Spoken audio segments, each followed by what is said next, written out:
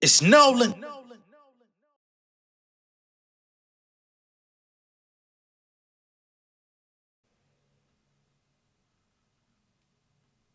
I need my credit when I'm popping shit. Shift the game like I'm driving stick. Money piling my wallet thick. Numbers looking like scholarships. I'm out here bit. Hurricane season. Send me overseas, get a bag, and I'm leaving. I'm back with the reason. I'm a rapper supreme. Like burritos on a rap for the biggest. Back to attack, make achievements. Nigga fuck a flag for religious. I put on a mask and I'm thieving. All black with a skull cap and Adidas. Insufficient funds. Fit that 150. Nigga get it done. Feeling big as pun. Industry critics don't like me. What you gonna do? Should night me? Swimming upstream so Pisces. Got the Gucci on me so icy. All the floozies. When it come stand by me, 7-Eleven is getting too dicey. I be killing y'all nigga with the flow. Notorious big, I be kicking in doors. Leviticus niggas get spiritual, call me the bishop. I'm watching y'all decompose. I don't really need no ops, I don't need no props. I'ma sink my shot like swish. I'm a Gambino, looking for a freak hoe, pink flamingo box. Everybody wanna know the recipe. I got my flow on the Chesapeake. I'm a SOB from the A, but my style on Texas Pete. Yes indeed. What's going on, beautiful people? It's the kid J Nolan here. Welcome back to another episode of Inside the Industry, your number one source for music, entertainment, commentary, and breakdowns. Hope everyone is doing well out there. In this particular video, we're going to be getting into Miss Glorilla. All right? She's got a new interview out with Ebro, of course, Apple Music One, and all that good stuff over there. And within that interview, they touched on quite a few different things. He asked her about the Speedy Mormon video. Of course, a lot of people felt like her and Speedy were kind of having a flirtatious vibe, going back and forth with the banter in that interview. Glorilla denies that. She said that's just how she is. She be giggling too much. Y'all could deduce from that what y'all want. She's continued to kind of have online banter with him on Twitter. But as it stands, she says that's false, right? Now, also covered in this interview is the feud with JT. Now, y'all know for a bit of time now, her and JT been going back and forth. They went at it on Twitter earlier in the year, and that was a big spat. Of course, there was the rumor that Glo had allegedly put the pause on JT and laid her out. All this type of stuff. JT denied that. She said no such thing ever happened. They got at it. They was jawing at each other. We had the Prince pants, prison pants, excuse me, shit going on. Not Prince pants, but prison pants. You know, they was going at it about mug shots, going at it about motherfuckers stealing. Come to find out both of them was into the scam business. So ain't one bit better than the other one. Goddamn, Glo rapped about it on the album. She said, "Shit, a month before I got my deal, I was running scams on credit cards." So, I think in reality, they're a lot more alike than not. You know what I'm saying? But she basically came out and said that the feud is over, the beef is over, they good, they cool, right? Now, if you've been paying attention on social media, then you would know that these two ladies, Glorilla and JT, have been soft launching the end of the beef or whatever you want to call it for a couple weeks now, right?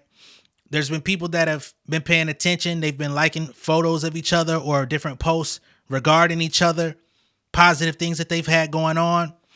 And now it all culminates into the moment of this interview coming out and Glorilla confirming what people were already speculating, is that they've officially buried the hatchet. All right, we're going to go ahead and play the clip from that interview where you can see Glo say it for herself if you haven't already seen it. So let's go ahead and get into that, shall we? Because, a lot was made about you and JT going back and forth on social media. Were you surprised about run-ins with other artists that you didn't anticipate? Like that actually being a real thing, or were you ready for that? No, I didn't come in wanting to get into it with nobody. But me and JT actually cool. Y'all good? Yeah. That's good to hear. Yeah. Do you see, like, a lot of artists come up here and they talk about fans fueling things too? Have you seen that also, where it's like people constantly talking about things that ain't true, and you're like, guys, this some artists lean into it for promo. I don't know where you at with it. Like that's kind of the situation that we had. Like it was the fans. Like it was like super unnecessary. It was really free by the fans. You know what I'm saying? And I see that with other artists. Like the fans always try, but I don't really just let the fans get to me like that. Yeah. I really don't. Because I already know they want to do that. They trying to do it. Like, the thing with me is, like, when I see them trying to make a narrative, I try my best to steer the other way from it. All right. So, salute to Glow coming out, letting it be known.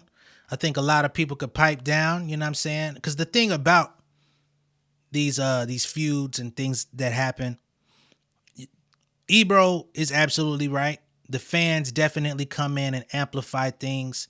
Even sources such as myself, where we come out and speak on what's going on within the culture, speak about the feud, speak on the lyrics in the rap, speak on the perceived disses and all of that type of stuff. That definitely fuels a bit of it, definitely amplifies the narrative. And of course, all of this stuff ends up getting back to the artists, because the artists want to know what the people are saying about their music and how they feel about what they're releasing. So I understand that it's a vicious cycle. The only thing I disagree with about what Glow is saying is I don't believe, or at least let me say, I don't recall. I can't say that I don't believe. I don't recall the fans really amplifying that so crazy. It felt like y'all already had y'all feelings established about each other, and it was something that was just brewing up under the radar for a minute, and y'all finally came and it culminated in front of everybody to see. If y'all can remember, I mean, JT's been laying pretty low recently, but JT was definitely at a place where she wanted smoke with everybody via Twitter.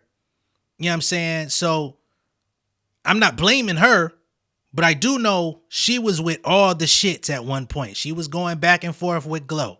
She was going back and forth with Sukihana.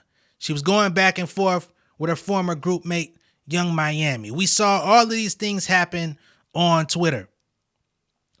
JT wanted smoke with the people that, you know, was calling out the smaller tour that she had going on. Like, everything that was going on. Her relationship with Uzi. Anybody that speculated about that or felt like she could do better than that, she was ready. Like, she's done a tremendous job of staying out of the way ever since the last thing with Young Miami kind of happened in front of everybody. And I commend her for, like, turning a new leaf. I don't know if she's gone and gotten therapy, or if she's gotten a social media manager, or if she's gotten with a team of people that have talked her down off the ledge to be like, yo, based on where it is that you want to go as an individual, as an artist, as a star, potentially, you got to cut off the antics and really do the work. I don't know if those are the conversations happening, but what I will say is I do not recall this beef or this little friction between JT and Glow being something that was perpetuated primarily by the fans. Now, if y'all know differently, you know what I'm saying? Because I'm not, again, I tell y'all all the time, I am not a stan for anybody. So I'm not like watching people's tweets 24/7 trying to get the scoop on, like, oh, who was that aimed at? Or, oh, wow, you know what I mean? I'm not that person. So if y'all got a little bit more info based on, like, where the fans contributed to that to make it come to a head, feel free to let me know. You get what I'm saying? But all things considered, I do appreciate the fact that they had that moment. They've dissed each other in records very clearly, right? JT on City Cinderella clearly came out and said something about him getting dissed by a bitch with a man voice and all of this type of stuff, and everybody knew exactly where that was aimed, right? Glow had some shit going back, but cooler heads have prevailed, and perhaps moving forward, we don't have to have no other trading bars, all right? Just like we saw Glorilla link up with Sexy Red, a lot of people did want smoke with them. That's what I will say. There was some people that definitely wanted to see Glorilla and Sexy Red have some sort of friction. So much so that they were saying, this girl came in the game and took your spot and moved you up out the way. She only been here for X amount of time and she excelled past you. She got her own tour. She got this, she got that. just for them to pop out and show niggas everything is all gravy. We doing music videos, we having fun, having good times, cut the crap. So I do like the maturation. I like where Glow is headed. You know what I'm saying? And whatever it took for them to have that conversation behind the scenes, I'm glad that they did. That's what I'll say about the situation. Whatever it was, I'm glad that they were able to smooth it out, and perhaps, you know, they might pop out and collab with each other on some upcoming songs. And that's going to be dope, and that's going to be interesting, and that's going to be a good story in hip hop to see people that had issues turn around, make some music, make some money, and have some fucking fun. I think 2025, I hope we can kind of mosey on past some of the drama, some of the theatrics of the bullshit. Hopefully 2025 could be the year of like good times, right? I think people have been stressed enough with real life. You know, the political landscape, the economic landscape in this country, in the world, period, like not just in the US. Like, I think people have had enough negativity, enough drama, enough of the fuckery. Like I said it, fuckery. To where 2025, I think the path to peace, the path of like having fun, enjoying yourself and enjoying life. Hopefully that could be like a theme. All right. But we're going to move forward with the show. In addition to Glorilla being able to come to terms with JT and them being at peace, her album Glorious is continuing to have even more success in the marketplace. All right. As it currently stands, the Glorious album is still at number 10 on the Billboard 200. It dropped 3 spots from number 7. Just last week, she sold an additional 45,000 copies. So right now, as it stands, Glorilla's Glorious album has sold 164,000 units since its release. It peaked at number 5. So it ain't going to be too long before she strikes gold and gets that RIAA certification as well with that plaque. And this has definitely been a hell of a year for Glow. You know what I'm saying? She's had multiple singles that have taken off, music videos, the tour with Megan, the Hot Girl Summer Tour. You know what I'm saying? She halted doing her own tour to go join that and get in front of arenas and new fans. So she's got a lot of momentum going for her. It's going to be very interesting to see where she continues to take it. And for me, you know what I mean? It's dope to see that this album in its third, fourth week, whatever it is. I think it's the third week. It sold an additional 45,000 when some of the other people in the marketplace ain't even cracked that in their first week. Now, we not doing, you know what I mean? We're not just going to base this off numbers. But as we see some of the decline that's happening, we see that Glow is definitely on an incline. Remember, her EP earlier this year only did 33,000. And she's more than double that in this project. I don't know if I've seen another artist that has had that type of momentum shift in real time within like a 6-month period where you literally double your fan base. That's crazy. But Glow is she's on a run. She's on a tear. And I'm happy for her. I support it. And I want to see what's next. Now, for those of y'all that literally want to see what's next for Glorilla, she is officially reuniting with Kai Cenat today at 6:00 p.m. Eastern Time. Y'all know I'm not the biggest fan of Kai Cenat and his content and his streams, but he's running these fucking marathons, mafia-thons, all of this different shit. He's got all these different big stars coming on his platform that's extremely great for him. We already know the story with Kai and Glow, right? When she came out with the Cha Cha Cha record, he was one of the catalysts that was like, nah, Glow, this ain't it, right? after he said that publicly on his stream, Glorilla blocked him. He was trying to reach out via text, via DM. She was like, nah, fuck ya. You know, she felt some type of way that he came out and shitted on her song.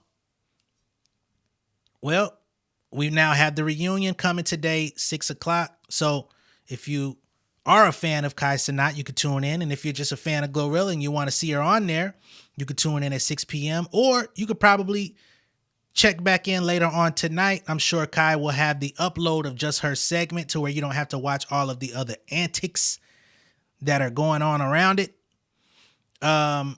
You know, antics galore. I believe Kodak Black was just on Kai Cenat shit, popping pill and looking crazy. You know, so if you're going to tune in, be my guest. I probably won't be, but I will be looking out for the recap and some of the videos, or at least just the segment where they're like having a somewhat serious conversation. Maybe he can pull out something that we don't already know about her in the conversation. But that will remain to be seen. Once again, that's going to be at 6 p.m. on Kai Cenat's channel. All right? Let me know what y'all think of all of this down below in the comments. Be sure to like and share this video. If this is your first time seeing me on YouTube, go ahead and subscribe to the channel, become an insider, and I will catch y'all on the next one. All right? Much love and respect, y'all. Peace. King of my city and cul-de-sac. Coming out swinging like Soldier Rag. Leading my people like quarterback. Boy, I study this shit, I'm an almanac. Had to get up and grind. Knowledge is booming, I'm here to apply. Came with the chip and the dip, it just single the mind. We finna do more than survive. I need my check. Spinning the block for the Gouda. We hitting the jeweler to flood out the net. We don't do beef for computers, I'm straight out the sewer. We come when you rest. Niggas be looking perplexed, so keeping my foot on their neck.